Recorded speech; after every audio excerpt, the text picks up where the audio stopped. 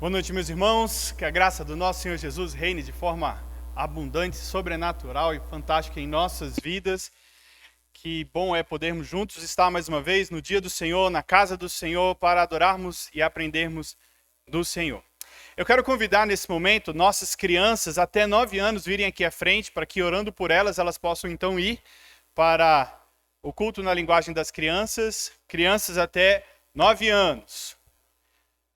As crianças com mais de 10 anos, de 10 até 153, elas vão prestar atenção hoje aqui e eu tenho o desafio de fazer você entender a palavra de Deus. Amém? Isso. Coisa boa. Crianças até 9 anos. Joia. Amém. Olhem aqui para mim, vamos orar? Vamos orar? Então tá bom. Senhor Jesus, muito obrigado por essa noite. Nos abençoe no culto que vamos prestar ao Senhor. Que aprendamos e entendemos a sua palavra. Em nome de Jesus. Amém. Amém. Isso.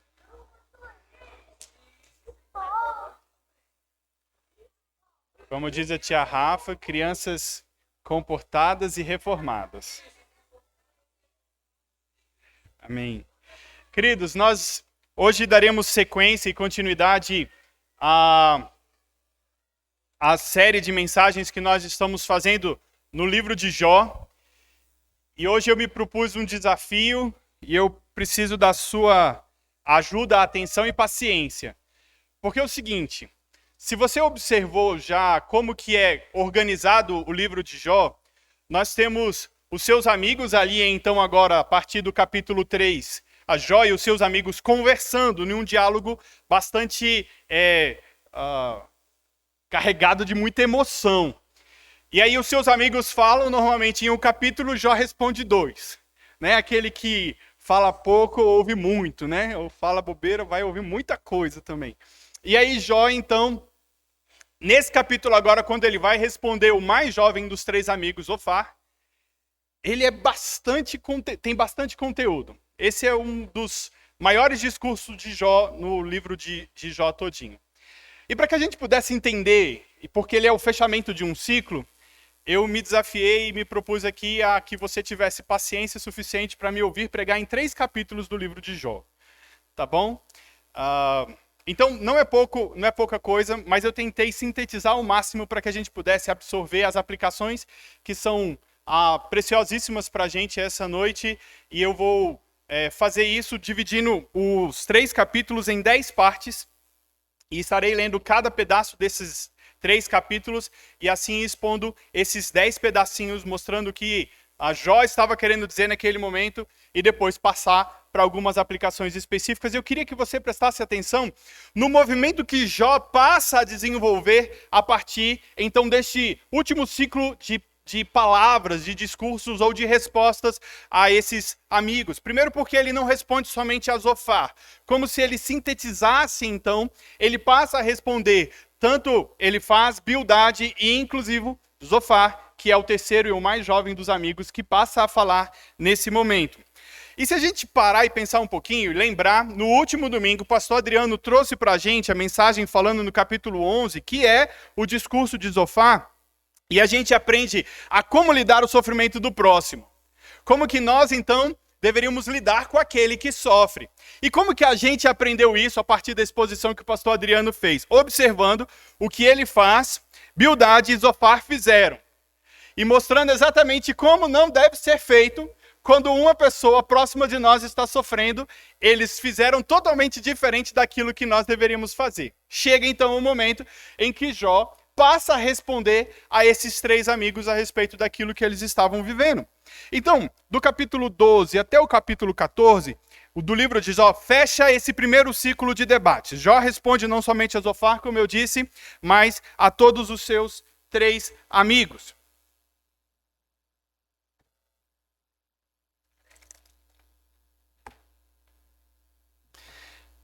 E a gente, desde o início da série, e quando a gente começa a observar todo o enredo e as coisas que estavam acontecendo, parece que tudo ia começar bem. Primeiro capítulo, a gente vê o sofrimento de Jó e ali aquele embate entre Satanás e Deus ali no sentido de Deus instigando Satanás a ver quem era Jó e ali então aplicar a sua prova debaixo do poder e do governo de Deus, tanto no capítulo 1, no capítulo 2. E no final do capítulo 2, o que nós vemos? Nós temos 3 homens que se compadecem da dor e da miséria de seu amigo quando as notícias chegam a eles. E eles então se organizam em uma caravana para, viajando juntos, chegarem então até o lugar onde o amigo estava compadecendo-se, sofrendo, para poderem juntos o consolar. A imagem, quando diz o capítulo 2 de Jó, quando esses amigos começam a se achegar até o lugar onde eles estavam, e como eu preguei no capítulo 2, a ideia é de que Jó, por causa das suas dores, chagas e pululências no corpo, ele não estivesse já dentro da sua casa ou dentro do arraial, mas sim fora, distante, como se um leproso fosse. E ali então eles o viram de longe e jogando, não reconhecendo prantearam diante de uma cena terrível, e eles ficaram sentados juntos de Jó durante 7 dias e 7 noites em um silêncio sepulcral. Quem dera eles tivessem ficado assim, né? O silêncio deles seria algo, como o próprio Jó diz aqui no discurso, quando nós vamos ler, a demonstração de sabedoria. E aí, nós temos no capítulo 3 a fala de Jó. Jó começa como um enlutado. A cultura lá dizia que o primeiro a falar era aquele que era o enlutado, aqueles que estavam sofrendo. Jó, então, na iminência de morte, é o primeiro que fala e faz o seu primeiro discurso, e a partir daí, segue-se então uma enxurrada de acusações e nenhum consolo. Um monte de acusações e nenhum consolo. Das mãos, então, de quem poderia se esperar conforto, só se recebeu alfinetadas, feridas, mais machucado. Como se, então, apagasse a torcida que fumega e continuassem quebrando a cana quebrada, né? Eu fico a imaginar, e aqui é especulação minha, tá? Como se os amigos, então, chegassem ali ao lado de Jó, e Jó, olhando para eles, vendo a situação e a cena toda, ele perguntasse para os seus amigos: me ajudem a entender o que está acontecendo comigo. Me ajudem a entender o que está acontecendo comigo. E durante os capítulos, a partir do 3 e até agora, a gente começa a ver esses tipos de discursos para tentar, um, explicar o que está acontecendo e o outro questionar: peraí, isso não está certo. O que vocês estão dizendo não faz sentido. A afirmação desses companheiros não conseguia explicar a cena e a situação que Jó estava vivendo e sentindo então. Já que o sofrimento, e essa é a tese de todo o livro de Jó, é meritório, e Jó não estava achando culpa, por que ele estava sofrendo? Essa é a grande pergunta. Já que se eu fiz alguma coisa ruim, eu vou sofrer. Se eu fiz alguma coisa muito ruim, eu vou sofrer muito. Eu estou sofrendo muito, mas eu não fiz algo muito ruim para poder merecer isso. E aí, me ajudem. Por que isso está acontecendo comigo? A última resposta de Jó nesse primeiro ciclo apresenta uma transição muito interessante. E o meu desafio hoje aqui é te ajudar a ver isso. Como que ele vai mudando o cenário e a forma como ele fala e ele amadurecendo nesse tempo.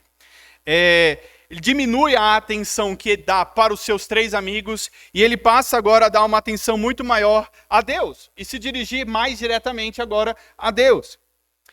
Então, Zofar, o último amigo a falar, o mais novo dos 3, poderia se esperar dele uma explicação lógica para tudo que estava acontecendo, um consolo. Ele era o terceiro. Ele não deu conta.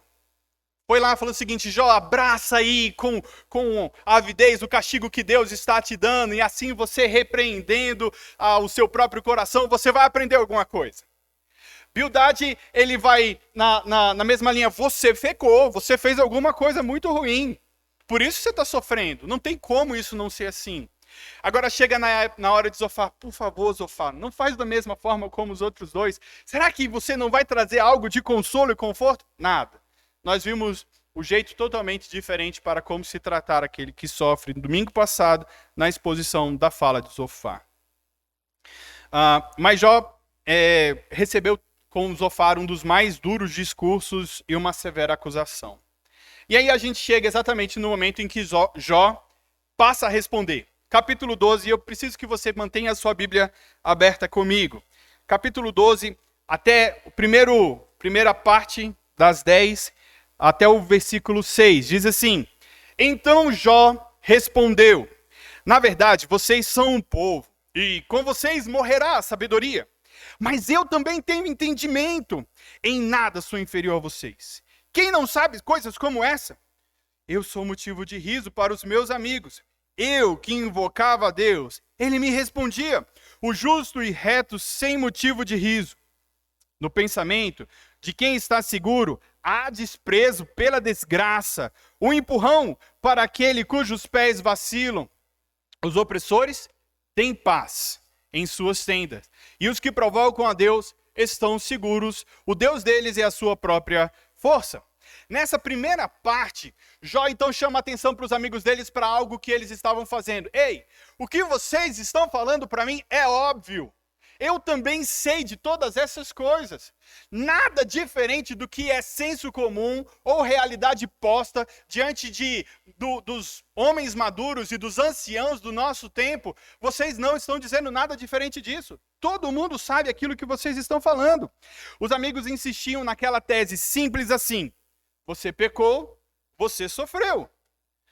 Mas espera aí, diz Jó, vocês não estão vendo o que está acontecendo? Eles, então, percebem a ideia de que Jó, então, se vê na situação: poxa, eu era respeitado no meio de vocês, agora o que eu sou? Motivo de riso. Porque vocês estão de verdade encontrando motivo para o meu sofrimento. Motivo esse que não é evidente, motivo esse que não está claro, motivo esse que vocês não conseguem provar e encontrar. E agora riem de mim. Porque vejam, esse não é o santo Jó, aquele que se sacrificava mesmo sem ter certeza se os filhos deles faziam alguma coisa. Tá vendo? Tem alguma coisa escondida nele. Ele não revelou todo o seu coração. Ele era um falso. Alguma coisa de errado muito grande ele fez. E zombavam deles. E a ideia, e aqui a gente vê no versículo 5, é uma expressão até talvez usada coloquialmente, que assim, olha, você precisa calçar as minhas sandálias para entender de verdade a minha dor. Quando Jó olha para aqueles seus amigos e diz assim: no pensamento de quem está seguro, há desprezo pela desgraça do outro. Você que acha que está bem, firme, forte, tranquilo, você olha para o outro que está sofrendo e despreza ele. Não consegue perceber que há dor de verdade no coração e acolher e agasalhar a dor daquele outro, para que assim, então, compreendendo junto com ele, calçando as sandálias do sofrimento do seu amigo e com compaixão e compadecendo-se dele, você possa ajudá-lo ali naquela situação. E olha só, algo que aí então Jó passa a desenvolver explicando qual que é a realidade. Ele diz no versículo 6, os amigos ele mostra para eles: olha a realidade que está à volta de vocês. Vocês dizem que quem fez algo ruim vai sofrer? E os opressores que possuem paz? Como que vocês passam a explicar isso? Como que vocês conseguem dar razão para essa situação? Homens maus, perversos, eles se encontram em paz. Não é a nossa situação hoje? Davi, da mesma forma, ele, alertando no capítulo 2, no capítulo 3, no capítulo 4 de Salmos, ele apresenta diante de Deus a sua queixa, mostrando: Senhor, olha só como que é a realidade na qual eu estou inserida. Homens maus e perversos vêm contra mim, eu não consigo dormir direito, e muitas vezes esses estão aí sossegados, tranquilos. Então, a regra primordial que eles tinham e o princípio que eles estavam estabelecendo durante todo o livro, peraí, isso não é algo que a gente consegue observar plenamente. Olhem a sua volta, diz Jó. Eles não estão sofrendo e são maus. Me ajudem, expliquem isso. Por que as coisas estão acontecendo assim? Por que isso é desse jeito? E a gente chega então na segunda parte, versículo 7 ao versículo 11. Leia comigo mais uma vez.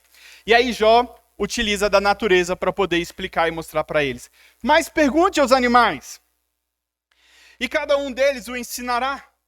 Pergunte às aves dos céus, e elas lhe contarão. Ou fale com a terra, e ela o instruirá, ou até os peixes do mar lhe contarão.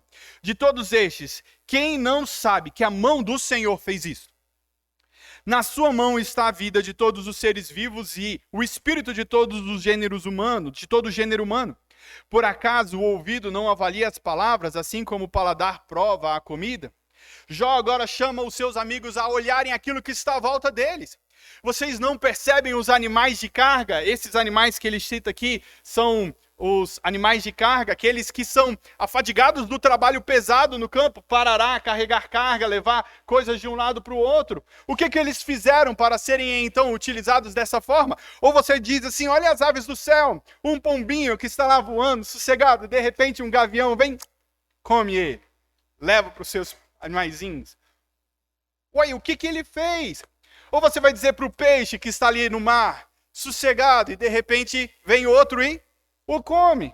A gente percebe, Jó está chamando a atenção dele, dizendo o seguinte, nós temos, inclusive na cadeia alimentar, o reflexo de que as coisas que vocês estão dizendo não são assim, tão assim como vocês dizem. Olha só o que está à nossa volta, até a terra vai poder dizer isso para você. Ele chama a atenção para situações que acontecem na terra. E aí a gente tem que lembrar de desastres que já tinham acontecido. O dilúvio era algo que havia passado. A terra sofre por causa disso. E o que aconteceu? Não faz sentido a ideia da retribuição simples e pura do jeito que vocês estão falando. Há danos na terra. A gente tenta plantar, colher tipos de terra diferentes. E aí você coloca uma semente, ara, alguma coisa e aí nada. Isso é tão frustrante, sabe? Se você já tentou plantar alguma coisa na sua vida e não tem o dedo verde, como algumas pessoas que eu conheço, e talvez um dedo podre parecido com o meu, você vai plantar, vai fazer de tudo. E aí o que acontece? Nada. Mas eu fiz tudo direitinho. Até a terra sabe disso. Jó diz assim, Deus é Ele quem detém a alma, o espírito de todos os seres viventes. Está em suas mãos. Está em suas mãos. E é Ele quem então o utiliza da forma como Ele quer o agir assim.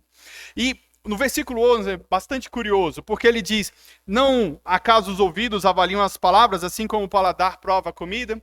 Ele está chamando a atenção assim, vocês estão selecionando aquilo que vocês querem falar, das parábolas ou dos provérbios usados por Elifaz, Bildade, Zofar, para vocês escolherem direitinho os argumentos somente dentro daquilo e esquecendo toda a realidade à volta das verdades que a gente consegue contemplar e de todas as outras informações que a gente tem. E a gente chega então na terceira parte. Estou me comprometendo a ser o mais rápido possível para eu chegar nas aplicações, porque o texto é muito legal. E aí eu falei assim, vou falar dos 3 capítulos. Mas vamos lá. Capítulo, terceira parte, versículos 12 até o versículo 25.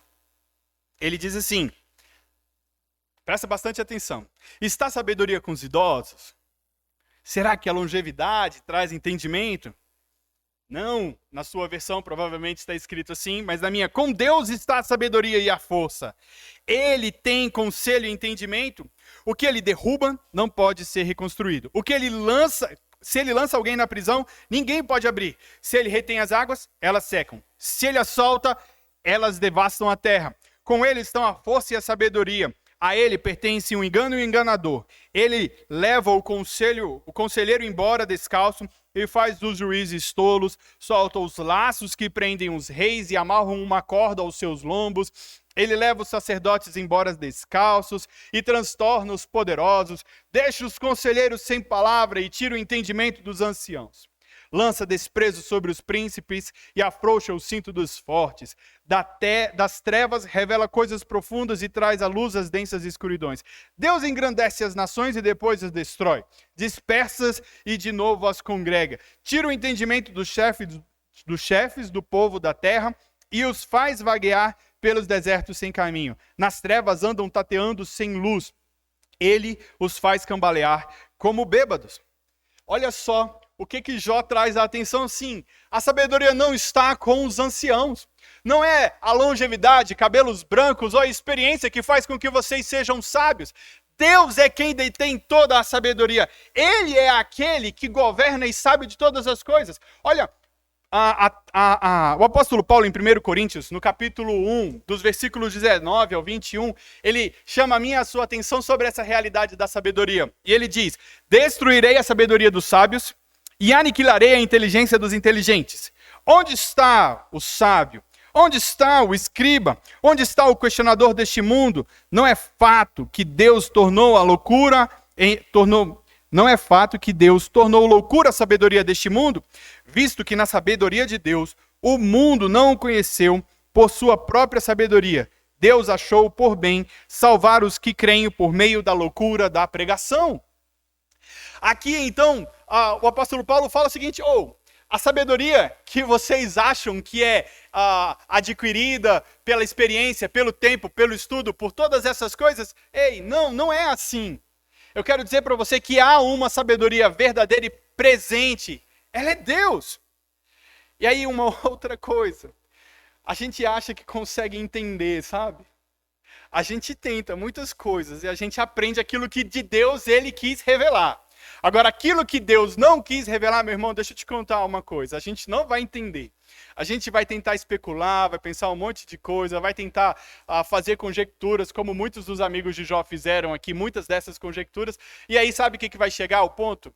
A gente vai falar aquilo que Deus não disse. A gente vai afirmar aquilo que o Senhor não afirmou. A gente vai defender aquilo que Deus não defendeu.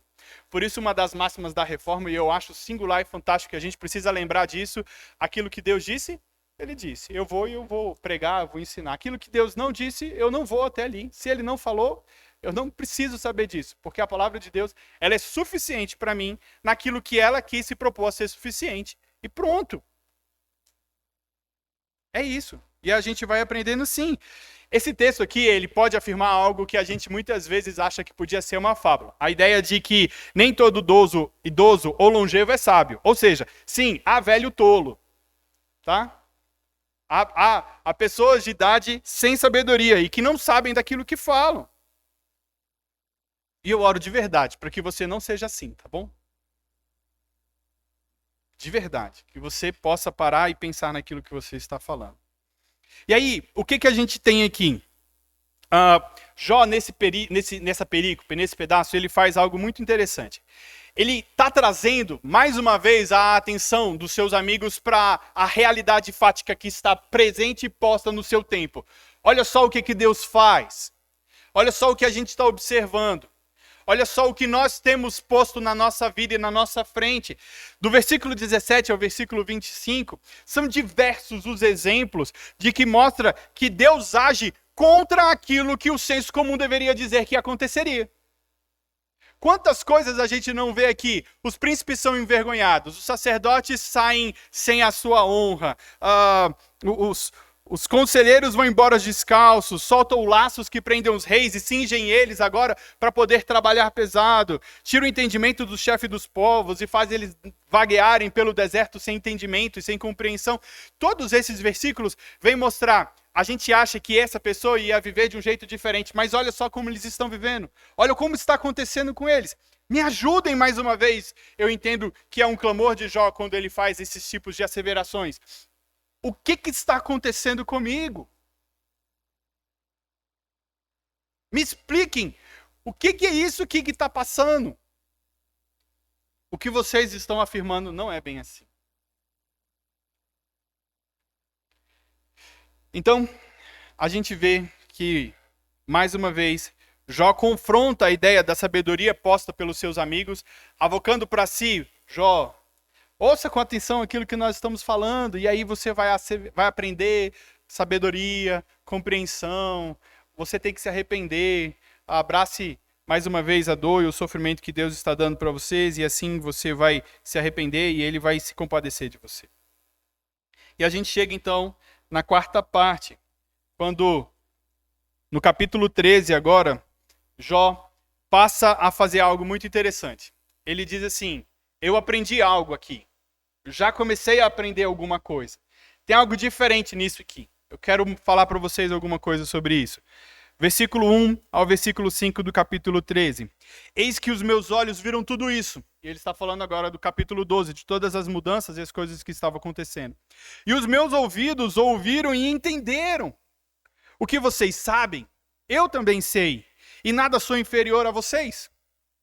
Mas falarei ao Todo-Poderoso e quero defender-me diante de Deus.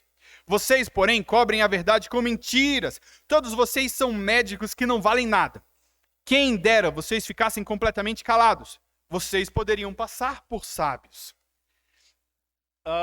Aqui Jó fala o seguinte, se vocês tivessem ficado lá no nosso primeiro encontro, ia ser muito mais legal.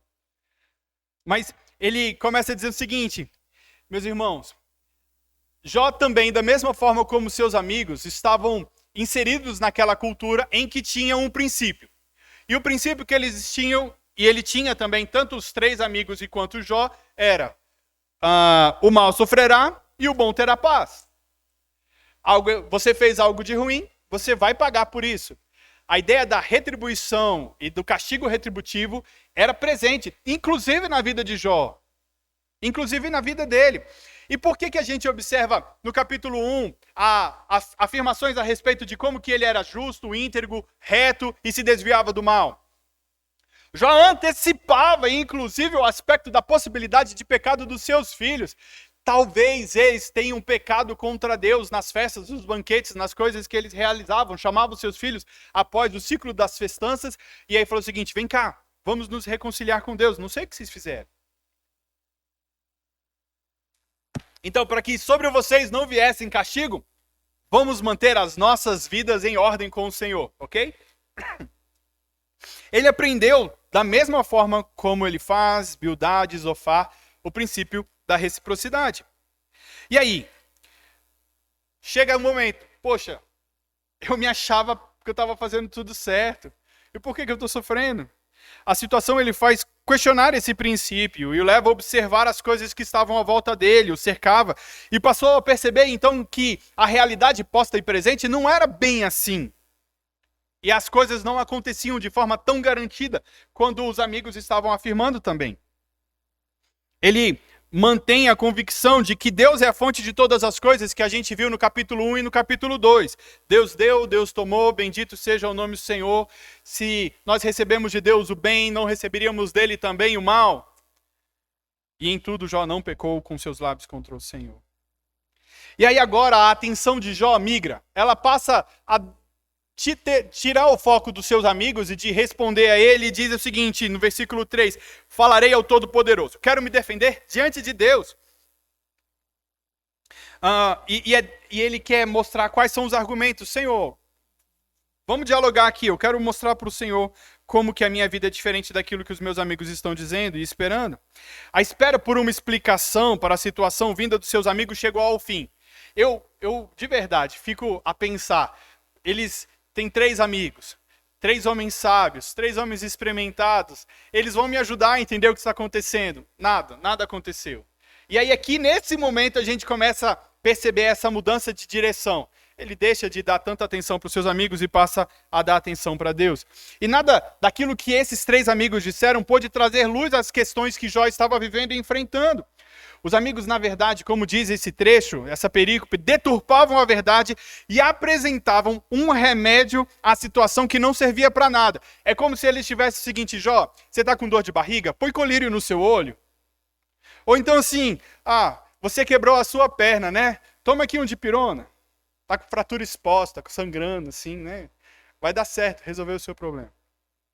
Médico que não servia de nada, a medicina e o remédio que eles estavam prescrevendo não trazia solução para a dor e para a situação, não conseguiam explicar tudo aquilo que ele estava vivendo. E aí? Como que a gente sai dessa encruzilhada agora? Jó para de dar atenção para os seus amigos e fala o seguinte, então eu sei de que Deus vê em todas as coisas e é a ele então que eu vou falar. É a ele quem eu vou recorrer e diante dele eu quero me dirigir. E a gente chega então na quinta parte dos versículos 6 ao versículo 12, em que Jó diz assim, ouça agora minha defesa e prestem atenção aos meus argumentos, aos argumentos dos meus lábios. Será que vão dizer perversidades em favor de Deus? Vão dizer mentiras em favor dele? Serão parciais por ele? Argumentarão a favor de Deus? Por acaso seria bom se ele os examinasse, ou vocês zombariam dele como zombam das pessoas? Ele certamente os repreenderá, e se em culto forem parciais. A grandeza dele não os amedrontaria, e o terror deles não cairia sobre vocês? As máximas de vocês são provérbios de cinzas, e as defesas de vocês são muralhas de barro. Olha só, Jó diz, prestem atenção, vejam o que vocês estão fazendo. Eles estavam falando como se fossem Deus e não em nome de Deus. Eles estavam dizendo mentiras em nome do Senhor. E Jó fala para ele, prestem atenção, tomem cuidado. Vocês não têm receio, medo de fazer o que vocês estão fazendo? De, diante do Senhor, falar aquilo que vocês estão falando em nome dele? Se eles examinassem vocês e olhassem para dentro do seu coração, vocês não teriam medo? Será que tudo isso que vocês estão dizendo não deveriam fazer vocês tremerem? Eles estavam defendendo a conduta divina a preço do que estava acontecendo. Opa, tem alguma coisa diferente aqui. E olha, qual que é o perigo que a gente observa? O perigo que pode ser observado, na forma como os amigos falavam, consiste em que Deus seja defendido com tanta pressa que ele próprio, Deus mesmo, não conseguisse falar. Para que ele seria simplesmente sufocado pelo discurso dos seus amigos. E olha como que Deus age com relação a esses três homens. Eu vou antecipar um versículo só para a gente perceber o que Jó estava dizendo aqui. Jó, no capítulo 42, no versículo 7, diz assim: a minha ira se acendeu contra você e contra os seus dois amigos. Aqui é Deus falando com Elifaz. Porque vocês falaram ao meu respeito, vocês não falaram a meu respeito o que é reto, como o meu servo Jó falou. E aí, nesse momento, os amigos são afligidos com as mesmas chagas e com os mesmos sofrimentos que Jó estava sendo afligido desde o início do capítulo.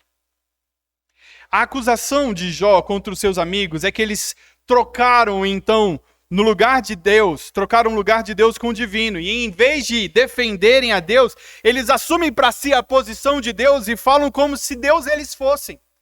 E dizendo coisas que Deus não diz, afirmando aquilo que Deus não falou, e dizendo para Jó aquilo que ele deveria fazer. E esse discurso não tem sustentação, diz no final, no versículo 12, são cinzas, coisas que não têm fundamento. Não fazem sentido aquilo que vocês estão dizendo.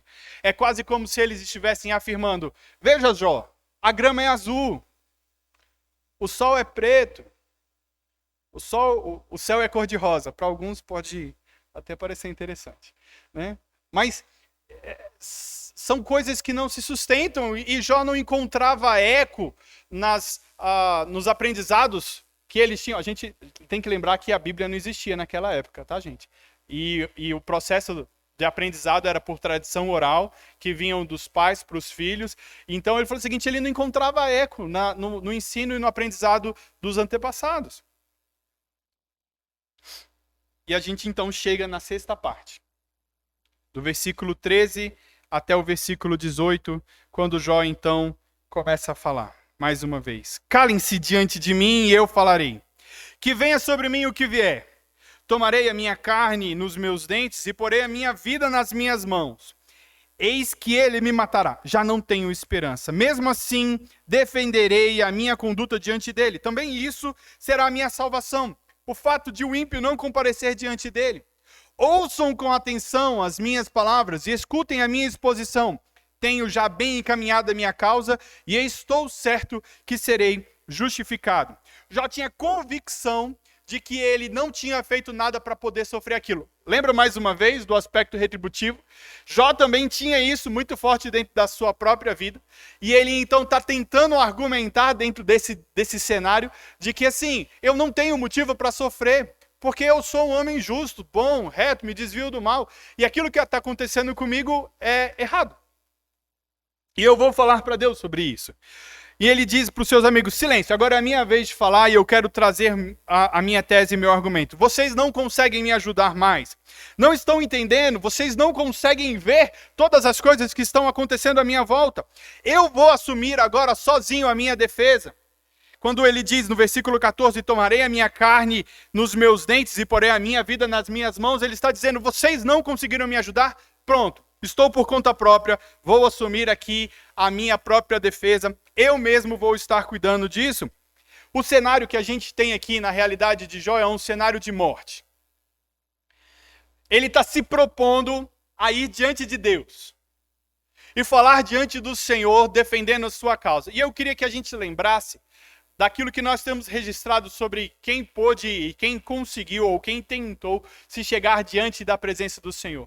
E eu me lembro de Moisés, quando ele então no Monte Sinai, ali então falando com Deus, ele pede para que pudesse contemplar o Senhor.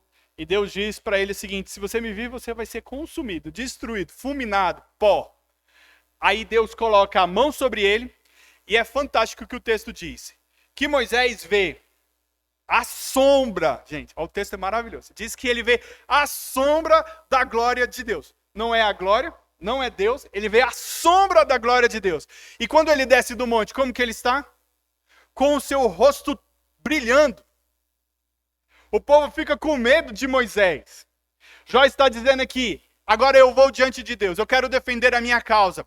E uma coisa eu tenho por certo: isso também será motivo para a minha defesa. Porque um ímpio, alguém que não tem a convicção da sua justiça e da sua inocência, jamais faria isso. É bem aquele que não deve, não teme. Jamais faria algo nesse sentido. Ele não teria coragem de se chegar diante do Senhor, porque ele sabe que seria fulminado. Ele tem certeza que na hora que ele se chegasse diante do Senhor, como os filhos do profeta Eli, quando pegaram a arca, foram mortos ali dentro do Santo dos Santos. Porque eles estavam corrompidos demais pelo pecado, e ali então, com motivações erradas, morreram quando pegaram na arca do Senhor. Eu acho que eu confundi as histórias aqui. Mas teve personagem que tentou entrar no Santo dos Santos e morreu, tá, gente? Eu errei os nomes aqui. O Senhor me traz na memória que não lembro os nomes. Mas tudo bem, vai ser dever de casa para vocês. Para mim também, para não esquecer nunca mais.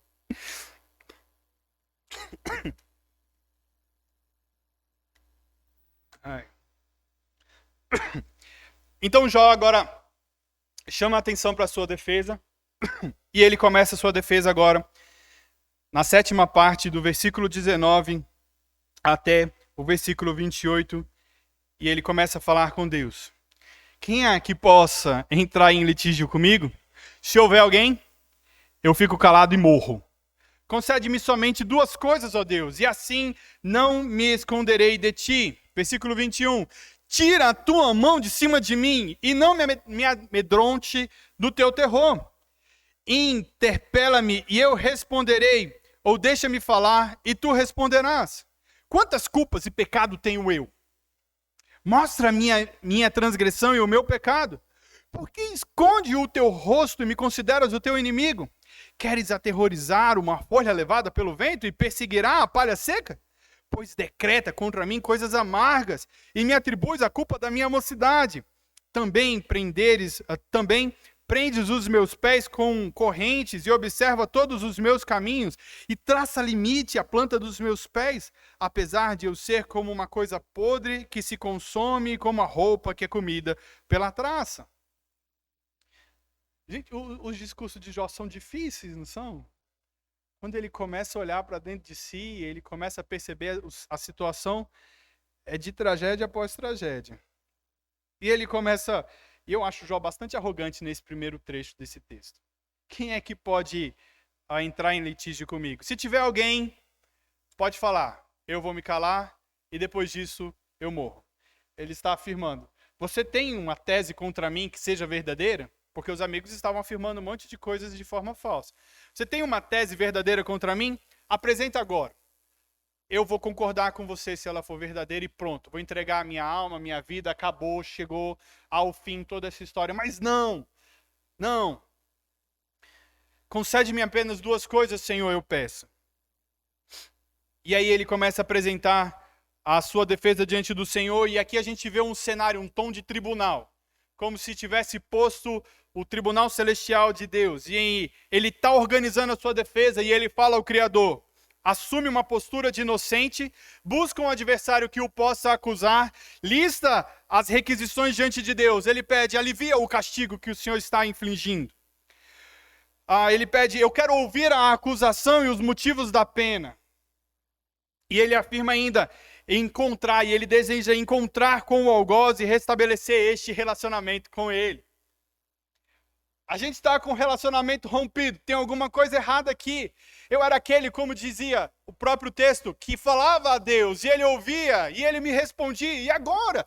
Eu tenho já, por 3, 4 vezes, orado, clamado, insistido, falado, pranteado diante do Senhor. O que eu tenho ouvido? Nada. Qual é a resposta que eu tenho para minha queixa? O silêncio. Meus irmãos, o silêncio é algo que é barulhento demais de vez em quando, sabe? Preferível fosse cornetas, turbinas de avião, pensa aí, marchinhas de carnaval, barulhos ensurdecedores no seu ouvido do que o silêncio de Deus tantas vezes. Mas o silêncio de Deus é a resposta também, tá? A gente às vezes não gosta, a gente preferia falar o seguinte: você está fazendo isso, tá bom? Tá bom, eu vou mudar. Mas aí Deus fala o seguinte: e aí você? E você fica esperando. E Deus fala comigo. A gente conversava, lembra? Eu quero entender o que está acontecendo. E é o ponto que Jó passa então a buscar, sabe o quê? Eu acho que foi aquilo que eu fiz quando eu tinha 15 anos de idade. E Deus está lembrando disso. E aí, quando eu tinha 15 anos de idade, ele está trazendo tudo à tona. Senhor, eu era tão adolescente, né? Inconsequente, sem pensamento direito. Sim, eu não tinha noção de nada. É isso. E porque Jó chama a ideia de que como se ele estivesse sofrendo uma auditoria de Deus na sua vida. Quando ele fala aqui dos versículos 27 até o versículo 28, ele diz assim: eu estou preso com correntes aos meus pés, e ele observa todos os meus caminhos, ele traça limite às plantas dos meus pés. É como que se Deus esquadriando cada milímetro dos passos que Jó tivesse dado no passado. É isso que ele está dizendo. Então Deus está encontrando alguma coisa que foi feito lá atrás. E lá atrás, então, tendo feito isso, ele está revivendo todas essas coisas e dizendo: tá vendo, Jó? Por isso que você está sofrendo. É aí. É isso. Eu e você, normalmente, a gente tenta se tomar o papel de acusador, né? Não sei se você, assim como eu, fica lembrando dos pecados da adolescência e fica se condenando tantas e tantas vezes. Que fantástico é o texto de Miqueias que o pastor Adelson leu hoje aqui. Deus nos perdoa e lança no mar do esquecimento. Sabe o que acontece? Você fica revivendo os seus pecados e Deus ele já disse o seguinte: filho, o que você está falando? Eu já perdoei. Você se arrependeu de verdade? E Jó entende aqui que poderia ser algo nesse sentido. Ele sabe que ele é um homem pecador, que precisa se reconciliar com Deus com frequência. E fato é isso, que ele ia diante do Senhor com conduta ilibada. Por quê? Porque ele apresentava sacrifícios. Ele tinha um relacionamento ritual com Deus. E aí a gente precisa lembrar que esse era a regra existente naquela época. A gente ia diante do Senhor desde Adão, quando eles apresentavam sacrifícios pela remissão dos pecados, sacrifício em adoração diante do Senhor.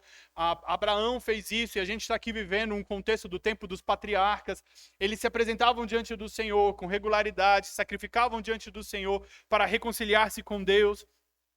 E Jó, a gente vê no capítulo 1, tinha isso como hábito, como frequência, com o processo do seu relacionamento com Deus.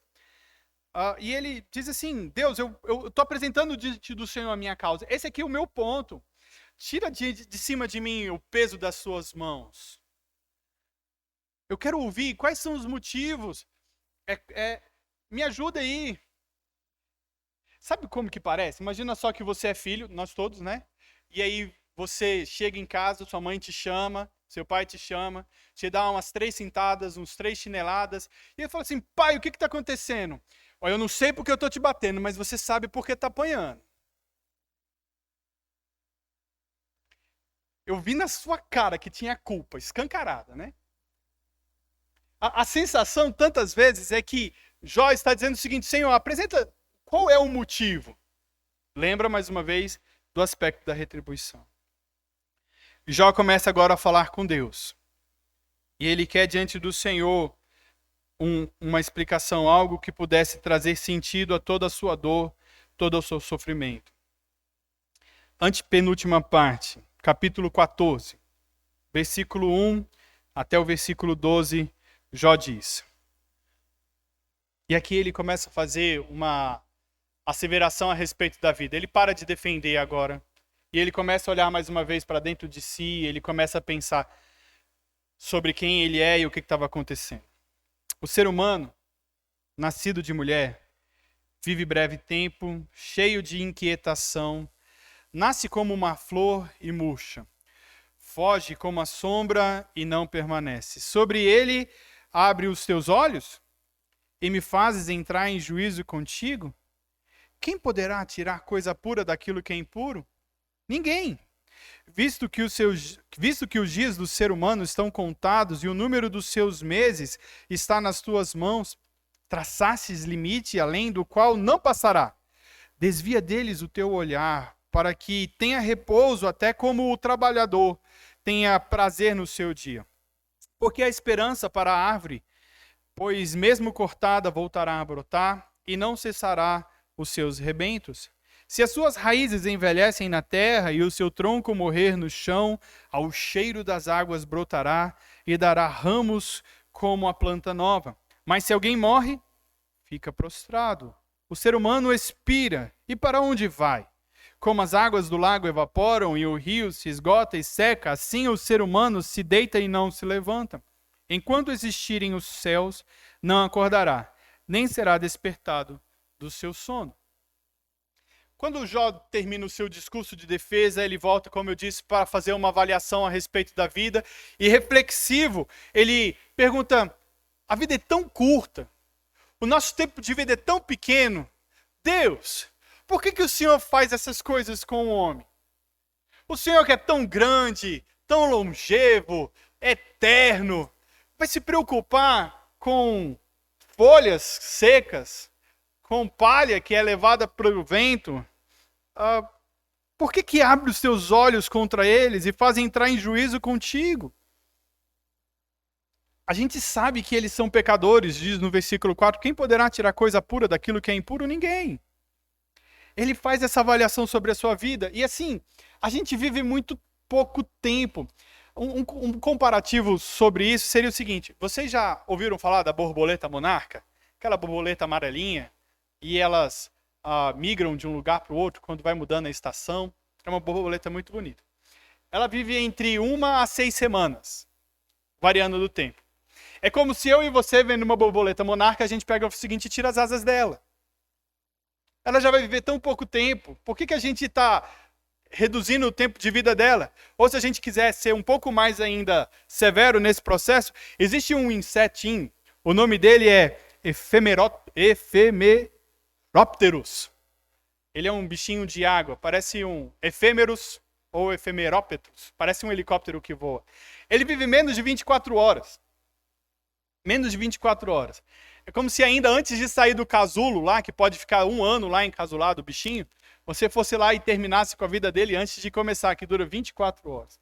Jó está chamando a atenção aqui para a realidade. Puxa Deus, o Senhor que é tão poderoso, eterno, maravilhoso, sensacional, vai se preocupar com um ser humano que vive tão pouco tempo? Podia deixar ele, como diz no versículo 6, o trabalhador temporário ou jornaleiro, né, cumprir a sua missão. Deixa ele cumprir a tarefa dele. Não precisa ficar fazendo alguma coisa nesse tempo, dessa forma. Eles têm os meses, os dias contados. Deixa eles viverem o pouco tempo que eles possuem. Não precisa mexer com eles. E aí, do versículo 7 até o versículo 2, ele faz uma comparação bastante interessante. Enquanto uma árvore que está lá no bosque, alguma coisa assim, e ela cai, é cortada, a raiz dela vai apodrecendo, alguma coisa, ele diz que ao cheiro das águas, os seus troncos então verdejam mais uma vez e nascem outros brotos. Mas o ser humano não. Depois que ele, prostrado na terra, cai, deita e dorme, morre, o que acontece? Ele fica lá. Acabou. A vida dele é finita, temporária e encerrou ali naquele tempo. E o homem? A árvore revive, o homem não. Jó está observando exatamente a realidade da vida. Puxa, eu estou aqui sofrendo de tantas coisas, mas a nossa vida já é tão pouca. E a gente precisa lembrar que o dilúvio já tinha passado. E ali a profecia, ou a palavra que Deus dá a Noé e a sua família é a seguinte, que o tempo de vida dos homens ali não passariam de 120. E ali eles, poxa, já está limitado, Jó sabe disso. E ele falou assim, os meses são contados. Está tudo registrado, o Senhor sabe de todas as coisas. Nós vivemos muito pouco tempo. E o Senhor, por que está afligindo o homem dessa forma? É o questionamento que Jó tem. E aí ele passa para a nona e penúltima parte, quando ele diz no versículo 13, em um rompejo de esperança de um tempo que não foi, ele fala, quem dera me escondesses na sepultura e me ocultasse até que a tua ira passasse. Quem dera me fixasses um prazo e depois te lembrasses de mim. Quando alguém morre, será que volta a viver? Todos os dias da minha luta esperaria até que viesse a minha mudança. Tu me chamarias e eu te responderia. Teria saudades da obra das tuas mãos. E até contaria os meus passos e não levaria em conta os meus pecados.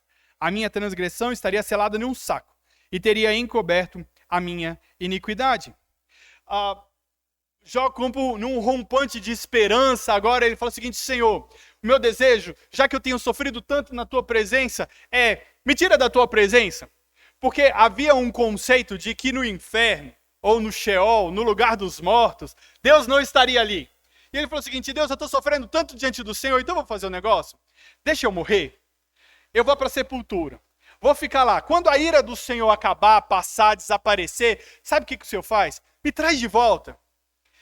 O Senhor vai ficar com saudade da obra das tuas mãos. Ele está evocando um aspecto da criação. Contaria os meus passos, veria os pecados que eu tenho, mas não se daria conta dele. Por quê? Porque o Senhor teria saudade de mim.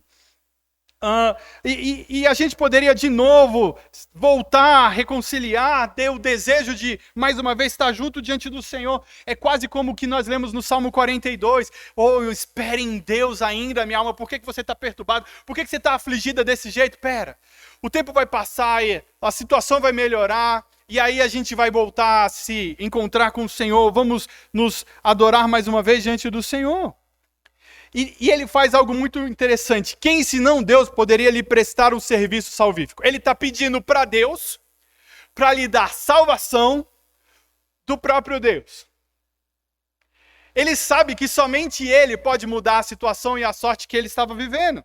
Jó clama a misericórdia de Deus contra a ira de Deus. O meu desejo, ali ele fala, é reviver o tempo que tivemos de bom, de um relacionamento que a gente viveu no passado. E ele está tendo essa ideia.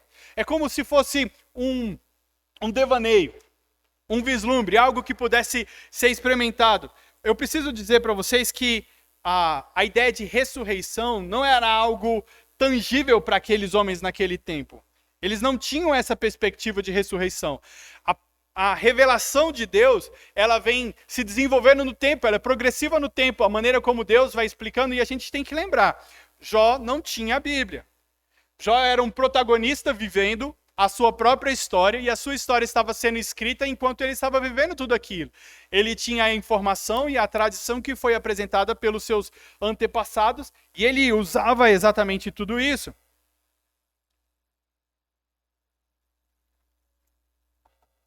Então, em uma esperança de um tempo que não foi, Jó faz nesse rompante um desejo de que então ele, distante de Deus, pudesse voltar a mais uma vez ter um relacionamento com Deus em um futuro quando Deus o trouxesse de volta à vida.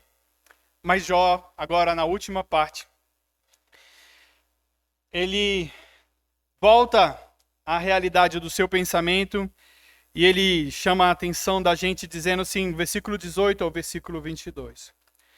Mas como o monte que desmorona e se desfaz, e a rocha que se move do seu lugar, como as águas gastam as pedras e as cheias levam o pó da terra, assim destrói a esperança humana. Tu prevaleces para sempre contra o ser humano, e ele passa. Mudas o semblante dele e o despedes. Os seus filhos recebem honras e ele não sabe, são humilhados e ele não percebe. Ele sente as dores apenas do seu próprio corpo e a sua alma lamenta apenas por si mesma. Jó termina o seu discurso com essa triste constatação. Em um momento de esperança, pouco tempo, ele diz, podia ser assim, quem dera, podia ser diferente. A gente podia voltar a ter algo diferente, Deus. Mas não. Como um monte que se desmorona e se desfaz. E diferente, ele faz um paralelo no mesmo capítulo entre a árvore, que cortada, lançada ao chão, pode mais uma vez brotar ao cheiro das águas. A rocha, que era um símbolo de força, vigor e fortaleza dos monarcas, quando afligida pelo vento, pela chuva, pelas águas, a mais insistente das águas faz com que elas sejam destruídas. E destruída uma montanha, ela não tem como ser reerguida novamente. Ela prostrada cai e fica lá de forma definitiva. Esse final do capítulo 14, o final do discurso de Jó, é uma constatação de solidão e o fim do homem como definitivo. Ele termina a história percebendo quão sozinho ele estava. Mesmo rodeado e cercado por amigos, ele se vê sozinho e enfrentando a mão do Deus Todo-Poderoso e Criador, porque ele prevalece para sempre contra o ser humano. Enquanto Deus permanece eterno, imutável e maravilhoso, o homem então se desfalece, acaba e esmigalhado com o próprio passar do tempo. E esse negócio de passar do tempo é interessantíssimo. Meus irmãos, eu estou celebrando os 40 anos de idade com check-ups médicos e com a descoberta de vários problemas de saúde, sabe? E aí a gente vai das realidades de diabetes a câncer, a realidade é terrível, sabe? Diante da gente, puxa, a unha encravada, né? E a gente vai se desfalecendo.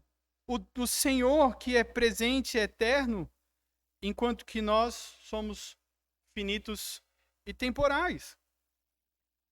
No versículo 21, Jó percebe que a família e a realidade presente daquilo que era precioso, o pensamento que ele tem quanto da separação dos seus familiares. E ele chega à conclusão de que a finitude da vida é a única certeza. De que ele vai morrer, vai passar, e a história dele vai findar. Sabe, eu queria que você percebesse esse discurso de Jó, alguns movimentos, como eu tentei fazer aqui nesses 9 partes. Quando ele, então, em reflexão sobre a situação que ele estava vivendo, ele está observando, vendo tudo isso. Ele dá ouvido e é atento àquilo que os seus amigos estão dizendo para ele. Ele analisa a fala dos seus amigos e observa que elas são acusações sem fundamento, são discursos vazios, falam do que não sabem, e eles assumem e evocam para si a posição do próprio Deus. Os amigos fizeram tudo isso com ele. Jó ainda aprende de Deus que ele é quem possui a verdadeira sabedoria quando ele começa a observar as coisas à sua volta. Ele assume então o protagonismo da investigação dos fatos e começa a perceber o que está acontecendo perto de si. Mais uma vez, então, ele assume a responsabilidade para defender a sua causa e chama a atenção para falar com Deus. Muda o foco das atenções dos seus amigos para dirigir-se diretamente para Deus. Ele começa então a tentar entender e levantar quais são os problemas que estão acontecendo ali. Ele fala com Deus na busca de respostas. E então ele começa a realizar conclusões sobre como que a vida do homem é curta, sobre como Deus é todo-poderoso e conclusões sobre o fim da vida do homem. Meus irmãos, o discurso de Jó e esse texto é bastante... Eu, pelo menos, fiquei durante essas 2 semanas que eu estava lendo, estudando, pensando, pesquisando, bastante reflexivo sobre tanta coisa. E eu queria pensar sobre, puxa, como que eu posso trazer uma aplicação que possa ser útil e prática para a gente? Porque Jó termina o discurso dele dizendo, a gente vai morrer e vai ficar sozinho. Mas eu queria começar a pensar sobre algumas coisas aqui para a gente poder terminar. E a minha conclusão começa sobre quantas vezes nós estamos sozinhos, mesmo no meio de tanta gente à nossa volta. Quando a gente se sente só, abandonado, largado, perdido, mas no meio de uma multidão. Jó estava lá junto com a sua mulher, Jó estava lá junto com Elifaz, com Bildade, com Zofar, mas ele se vê sozinho diante de Deus para poder defender-se, para poder tentar entender o que estava acontecendo. Na semana passada a gente aprende o que não, como a gente deve lidar com o sofrimento dos outros e aprendeu como nós não devemos fazer quando a gente olha para aquilo que os três amigos fizeram, como a mulher de Jó começa a dizer para ele: amaldiçoa esse teu Deus e morre. Acaba logo com isso. E a gente começa a se ver sozinho. E eu queria dizer para você, meu irmão, tem tanta gente aqui perto da gente, sofrendo e sofrendo tanto. E a gente começa o próprio texto de Jó diz aqui no capítulo 1 dos versículos que a gente leu, quando a gente está em segurança, a gente despreza a dor do outro. Não. Eu quero te chamar a atenção para se compadecer da dor do outro. Para aprender, como nós aprendemos no domingo passado, como lidar com o sofrimento daquele que está perto da gente. Assentar do lado daquele que está chorando, sofrendo, machucado, e mesmo que em silêncio, talvez o seu silêncio, se você não tem o que dizer, fica lá. A sua presença vai gritar tanto no coração e no ouvido daquela pessoa, de dizer: ó, tem gente aqui do meu lado. Tem gente aqui perto de mim. E logo na sequência, então, eu queria dizer para você outra coisa. Por favor, de verdade, não afirma nada daquilo que Deus não disse, assim como os amigos de Jó fizeram. Quando a pessoa está sofrendo, você olha para ela e diz o seguinte: Deus está no controle. Sim, eu sei, Deus está no controle. Por favor, me diz outra coisa. Me fala algo que eu não sei. Isso não está me ajudando, tá bom? Por que comigo? Por que agora? Por que desse jeito? Não tenta dizer aquilo que Deus não disse. Não faz como a galera aqui do Jó, não. Eu sei que Deus é soberano, eu sei que Deus é poderoso, eu sei que Ele está no controle de todas as coisas, eu sei que debaixo da mão dEle eu estou, eu tenho certeza que Satanás não solta um arroto sequer se Deus não permitir.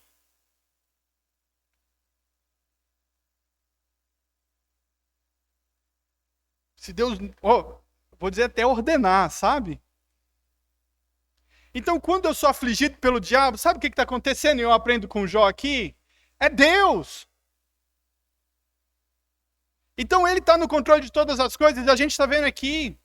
Quando eu sou afligido por uma enfermidade, quando eu tenho dor de barriga, quando eu estou triste. Ei, é Deus. Eu sei, tá? Eu acredito que você também sabe.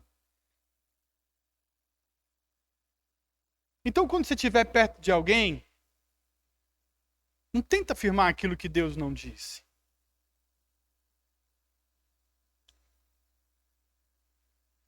Olha, algo importantíssimo quando a gente tenta fazer algumas coisas e tentar explicar aquilo que Deus não faz, não falou, não fez, não ensinou. Quem anuncia um Deus, e nisso distorce a verdade, anuncia um ídolo. Isso também acontece justamente quando pensam que estão defendendo Deus. Nós, quando fazemos isso, e eu estou falando nós porque a gente como pastor tenta dar a resposta para todos os problemas do mundo, né? A pessoa chega e fala o seguinte, ainda mais quando as situações são trágicas, né? Terríveis. Ei, tem coisa que a gente não vai entender. Sabe uma das situações da vontade decretiva de Deus, que é sensacional? a gente só entende a vontade decretiva de Deus depois que ela acontece. Depois que toda a realidade em volta dela se fechou. São os decretos de Deus, aquilo que ele não revelou na sua palavra e acontece. Você já conseguiu entender a pandemia da Covid? Não, mas você tem dúvida que foi Deus? Uma hora, quem sabe, lá no futuro, os nossos trinetos ou tataranetos vão chegar e falar o seguinte: agora eu consigo entender o que Deus estava fazendo com o meu tataravô lá. Talvez. Mas só quando acontece, só depois que o desfecho vem, é que, opa, eu entendi, era isso. A gente vai chegar nisso em Jó também, tá, gente? Capítulo 42. Tá? O capítulo 42, graças a Deus. De verdade, olha, de verdade. Eu sou super feliz porque a gente não está vivendo a história de Jó enquanto ela está acontecendo. Porque senão o drama aqui seria terrível. A gente pelo menos sabe que lá no capítulo 42 a história muda, tá? Deus muda a sorte de Jó, as coisas mudam lá. Mas a gente está vendo aqui o enredo acontecendo em tempo pretérito, mas a gente como se estivesse percebendo as coisas acontecendo agora. Graças a Deus por isso.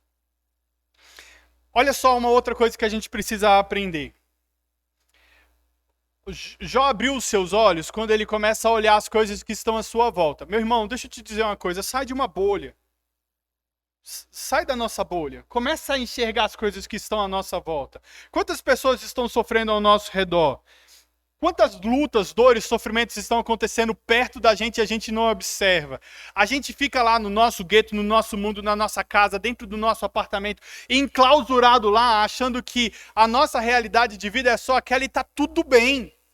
Ei, tem gente morrendo, tem gente sofrendo, tem gente chorando, tem gente de luto, tem gente triste. E quando Jó para exatamente de estar olhando somente para a realidade posta dele, e ele começa então a enxergar a sua realidade à volta, Deus, tem algo diferente que eu não entendia. Tem algo aqui que eu não sabia. E eu começo então a entender algumas coisas. Não deixa a vida, que é tão breve como a gente está aprendendo aqui, passar sem que você perceba as coisas à sua volta e aprenda com isso. Observe, veja a história. Conheça Deus, quem Ele é. E aí quando a gente conhecer Deus, tiver intimidade com Ele, você vai ter a oportunidade de então responder para a dor e sofrimento das coisas que você está à sua volta. Em alguns casos, em outros casos não. Sabe como que a gente faz? A gente viu lá muitas vezes o desastre que aconteceu pelas chuvas lá no Nordeste, ou às vezes as coisas que aconteceram aqui no Minas Gerais também, e a gente fala o seguinte: puxa, tenho certeza que lá aconteceu um dilúvio, esses desastres todos, porque aquela cidade estava em pecado, né? Não, Deus disse que o que ele fez lá, na época de Noé, era por causa do pecado do povo. E ele disse que não faria isso de novo. E a gente tem que trazer algumas explicações para coisas que a gente não consegue explicar. Deixa eu te contar uma outra coisa aqui, para a gente aprender. Já percebeu isso e aí ele fica exatamente preocupado com essa realidade. Meu irmão, a vida é curta demais, tá? Quando a gente começa a pensar o seguinte, 120 anos que é o marco e ele não passará, e a gente olha e fala o seguinte: puxa vida, 120 anos e eu tenho tanta coisa para poder fazer. Então aproveita agora.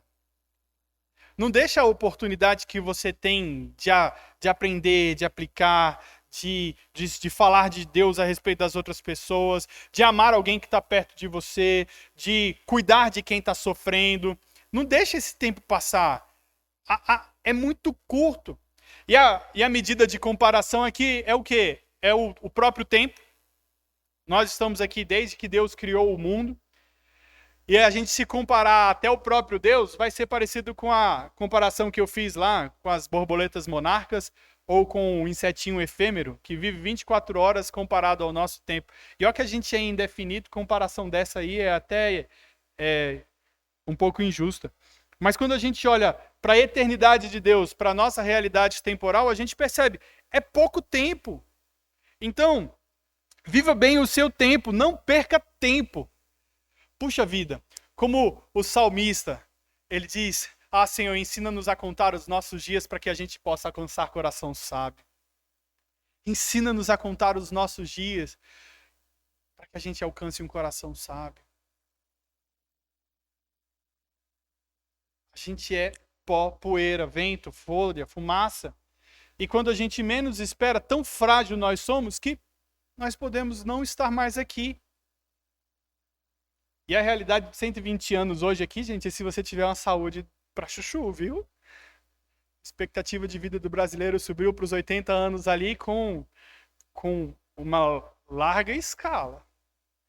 Então, aproveite esse tempo que o Senhor te deu, que se chama hoje, e viva esse tempo da forma como o Senhor te chamou para poder viver. Não perca as oportunidades.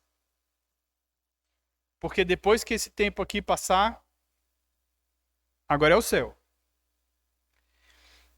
E aí eu queria terminar, e a última aplicação, e essa aqui me traz consolo e alegria ao coração, como eu já até antecipei, porque eu estava aflito demais com tanta história difícil que a gente tem no livro de Jó. Sabe, meu irmão, a história não termina assim. Deixa eu te contar uma coisa e eu vou até antecipar alguma realidade. O livro de Jó não é o único livro da Bíblia. Graças a Deus por isso. A realidade de sofrimento que a gente tem aqui em Jó não é a única coisa que a gente aprende na Bíblia. A gente aprende na Bíblia que há esperança, a gente aprende na Bíblia que há consolo, a gente aprende na Bíblia que há graça, a gente aprende na Bíblia que há redenção, que há salvação, que há amor de Deus no nosso coração. Meu irmão, deixa eu te contar uma coisa, a história de Jó não termina aqui. E aí eu te convido, continua. A gente ainda vai peregrinar pelo deserto até chegar no capítulo 42. Lágrimas serão derramadas, dor e sofrimento a gente vai enfrentar. Mas com isso a gente aprende. Com isso a gente aprende a perceber alguma coisa maravilhosa. Sabe o que é? A nossa vida não é feita só de coisas boas. Para falar a verdade, a nossa vida é feita mais de coisas difíceis do que de coisas boas. Porque a gente aprende muito mais na dificuldade do que na bonança. A gente acha que a bonança é a melhor parte. A gente tenta se lembrar somente dela. Mas para e pensa. Quantas e quantas situações de dificuldade e dor não foram as que te forjaram mais profundamente, transformaram você mais intensamente diante do Senhor? Diferente de Jó, nós conhecemos a história até o fim da Bíblia e a promessa que nós temos, ainda que ainda não é o fim. Não é o fim. Puxa, meu irmão, eu quero te dizer que o Senhor nos ama. Ele está no controle de todas as coisas, sim. Ele está no governo do nosso coração, sim. E a gente tem as Escrituras para nos ajudar a sermos moldados ao caráter de Jesus Cristo. E todas as coisas cooperam para isso. O Salmo 23 que a gente cantou, ele diz que o Senhor é o meu pastor e nada me faltará. E ao mesmo tempo que ele diz que o Senhor é meu pastor e nada me faltará, ele me fala o seguinte: Senhor, me protege quando estiver andando pelo vale da sombra da morte. Ao mesmo tempo que eu tenho um pastor que não deixa faltar nada, eu tenho no mesmo capítulo dizendo que diante de mim eu vou enfrentar um vale de sombra da morte. Mas eu sei que a vara e o cajado me consolam. Da mesma forma, eu tenho certeza de que a história que a gente tem não é o fim. E eu preciso trazer o primeiro texto que nós lemos aqui. E se você não chegou às 6 horas, eu vou falar para você qual é. Que o pastor Adelson leu. Ele diz em Abacuque no capítulo 3. Ainda que a figueira não floresça, e o fruto da oliveira minta, o produto do campo desfaleça, e tantas outras coisas não deem certo, eu esperarei no Senhor, exultarei no Deus da minha salvação e nele eu me alegrarei.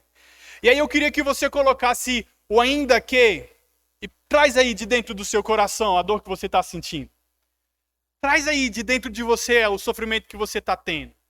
Ainda que, fala agora, ainda que, afirma comigo, ainda que tudo dê errado, tem um exército que é a realidade de Abacuque que está vindo para poder invadir o povo de Deus ali. Ainda que eu tenha homens que me decepcionem, ainda que eu tenha pastores que preguem mal, ainda que, coloca aí diante do Senhor aquilo que está diante de você. Eu me alegrarei no Senhor. exultarei no Deus da minha salvação. Eu esperarei nele e eu tenho certeza de que o meu Redentor vive e isso é suficiente para eu enfrentar as lutas que vêm aí. Difícil? É. O final? Não. Porque aqui é temporário. Aqui é temporário. Mas o Senhor tem muito mais pra gente.